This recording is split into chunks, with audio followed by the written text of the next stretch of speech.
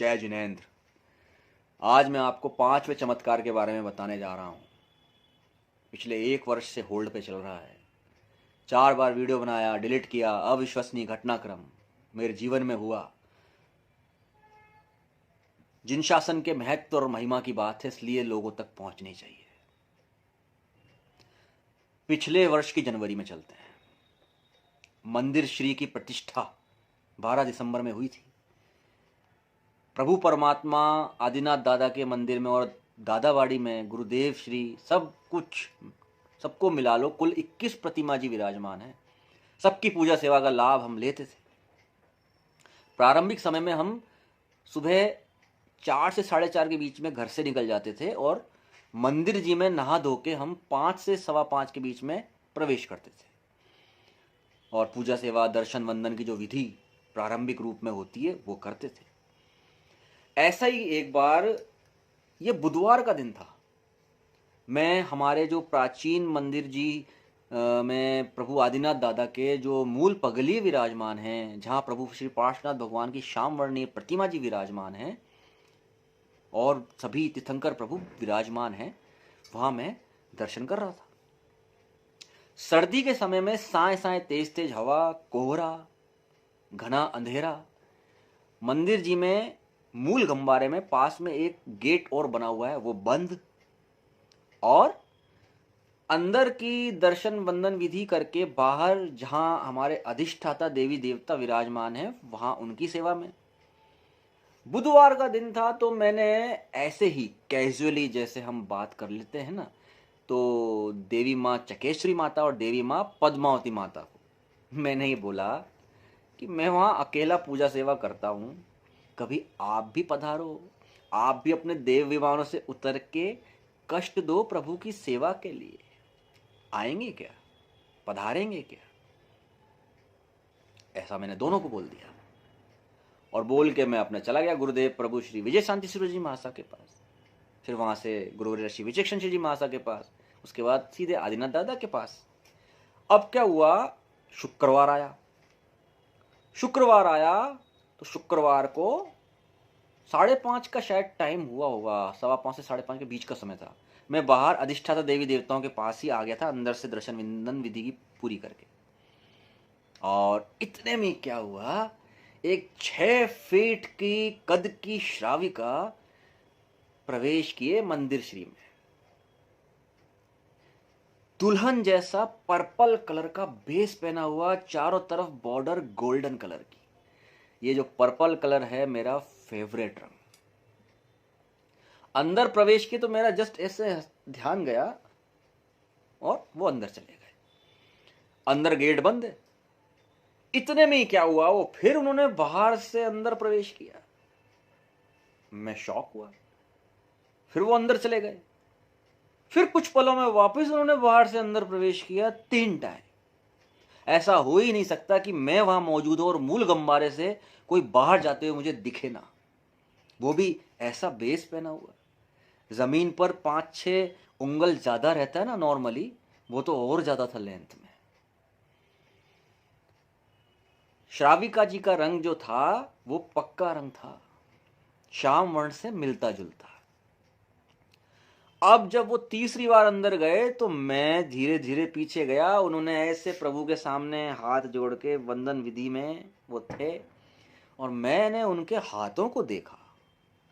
हाथों पर जो डॉट होते हैं ना, स्पॉट, चकते, ऐसे चकते बने हुए थे, ऐसे यहां तक, इस पे ऐसे ऐसे ऐसे ऐसे। मैं उन स्पॉट्स को ही देख रहा था।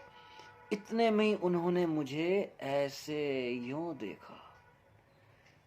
जयपुर में जितने भी लोग जवाहरात का काम करते हैं ना, या जयपुर से बाहर, कैट्स आई लसुनिया आता है, टॉप कलर का कैट्स आई, बिल्कुल सेंटर का सूत ग्लो करता हुआ वाइट, ऐसा कैट्स आई का सूत, ऐसा रूप उनके नैन कमलों का, और वो मुझे यूं देख रहे थे। चेहरे का आकार भी बता रहा हूं, इस तरह का,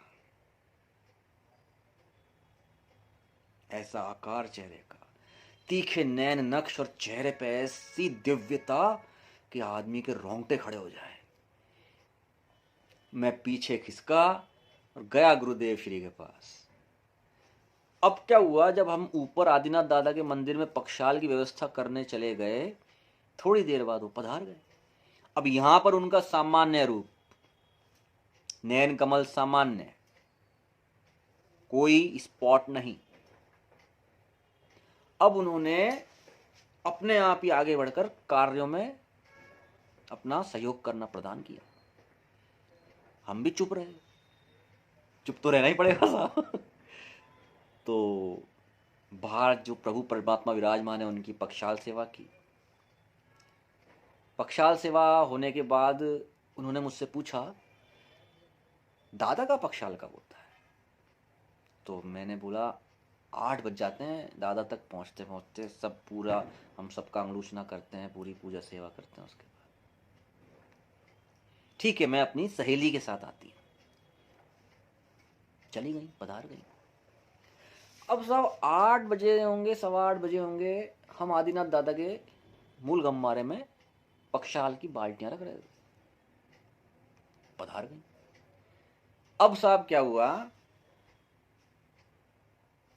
उन्होंने मुझसे पूछा, आप जैसे दादा को पक्षाल के बाद नहलाते हो, ऐसे हम भी नहलाना चाहते हैं, लाभ दोगे क्या?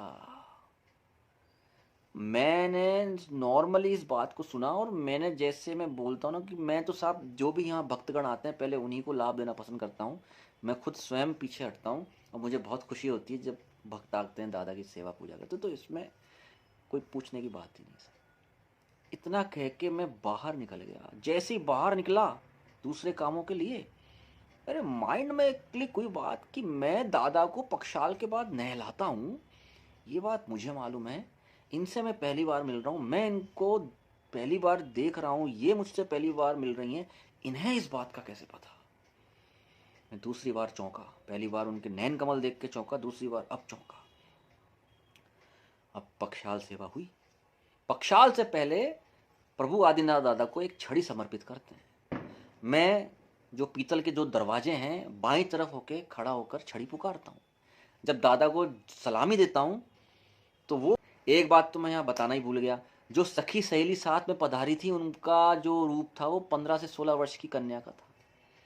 साथ में बिल्कुल वैसा का वैसा डिटो वही बेस पहन रखा था, उसी कलर का, वही गोल्डन बॉर्डर, उतना ही वो धरती पे छू रहा नीचे। अब जो उनका एज ग्रुप था पहली वाली श्राविका का, वो 35 से 40 वर्ष रहा होगा। तो सखी सहेली कितने एज ग्रुप की हो सकती है? उसी एज ग्रुप के आसपास 15-16 वर्ष की कन्या के बाल रूप, उनका भी चेहरा देखने लायक था। अब जब छड़ी मैंने पुकारी तो जैसे हम हाथ ऐसे करते हैं तो यहाँ एक गैप पैदा हो जाता है अपने आप। वो दोनों मेरे बिल्कुल दाईं तरफ, बिल्कुल जो पीतल का दरवाजा है अंदर मूल गंबारे में, वहां खड़ी थी, इधर मैं खड़ा था। छड़ी पुकारने के लिए मैं झुका, नजर नीचे गई तो वो दोनों की दोनों बाहर नजर आई मुझे। कैसे हो सकता है दो, एक कन्या, एक बड़ी महिला श्राविका दुल्हन के बेस में, इतना भारी बेस, और वो यहाँ से घूम के ही जाएंगी, उतर उतर कर उनको स्टेप लेना पड़ेगा, मूवमेंट होगा। ऐसा हो नहीं सकता विदाउट मूवमेंट आप चले जाओ। जैसे ही झुका देखा वो दोनों बाहर। छड़ी पुकारी, पक्षाल प्रारंभ हुआ, सब कुछ आसानी से होने लगा। अब साहब क्या होता है, हमारे यहाँ पक्षाल की जल्दी रहती है, केसर पूजा की जल्दी रहती है, बाकी प्रभु के कार्यों से लोग पीछे हट जाते हैं। तो उन्होंने आगे बढ़कर अंगलूचने करने चाहे, मैंने थाली ऐसे आगे बढ़ा दी, अंगलूचने लिए। अब साहब क्या हुआ, जो 15-16 वर्ष की कन्या के रूप में आए थे, उन्होंने बड़े सहज तरीके से दादा के अंगलूचने किए। मूल नायक आदिनाथ दादा जयपुर के सबसे विशाल स्वरूप में विराजने वाले, जो भी प्रारंभ में आता है प्रथम बार में अंगलूचना करने में थोड़ा अभ्यास करना पड़ता है। वो बड़े सहज रूप से करने लगी, मैं देखता रह गया। एहसास मुझे क्या हुआ कि या तो उनके पगलियों की ऊंचाई बड़ी है या उनके हाथों की लंबाई बड़ी है। ऐसा हो ही नहीं सकता। 15-16 वर्ष की बाल कन्या तभी तो मैं कहता हूँ 7-8 हज़ार जैन परिवार हैं जयपुर में। अरे नियम बांध लो, महीने का एक नियम बांध लो, एक दिन का। मैं तो सोचता था हफ्ते का कोई एक दिन पकड़ेगा। 100-200 परिवार मिलके महीने का ही पकड़ लो एक दिन। दिमाग से निकालो, ये मंदिर हाईवे पे है, दूर है घर से। अब उन्होंने जब प्रस्थान किया तो प्रस्थान करते वक्त वो मुझे ऐसे यूं दोनों ने देखा और ऐसे देखते हुए मीठी मीठी नज़रों से प्रस्थान कर गई।